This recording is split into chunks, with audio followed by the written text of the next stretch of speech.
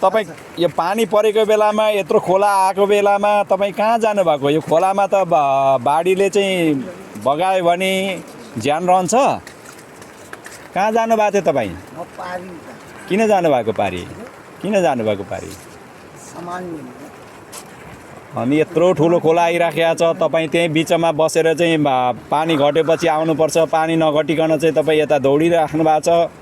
अनि अहिले तपाईँलाई चाहिँ कसले रेस्क्यु गर्यो? कसले बचायो तपाईँलाई? यता खोला तार्न कसले सहयोग गर्यो? भान्जा भन्दा पनि सशस्त्र प्रहरी हो। सशस्त्र प्रहरीले तपाईँलाई सजिलो भयो कि भएन? नत्र तपाईँ जति बेला पनि यता आउनलाई गाह्रो भइरहेको अवस्था हुन्थ्यो। तपाईँलाई चाहिँ पछार्न खोलाले चाहिँ एक बल्ट्याङ लडायो भने तपाईँ बाँच्न सक्नुहुन्थ्यो। हो, अब कसले बचायो त तपाईँलाई? तपाईँलाई कसले खोला तार्न सहयोग गर्यो त? ल, धन्यवाद है त। अब यसरी नहिँड्नुहोस् है, खोला आएको बेलामा यता पनि जानु भएन, उता पनि आउनु भएन।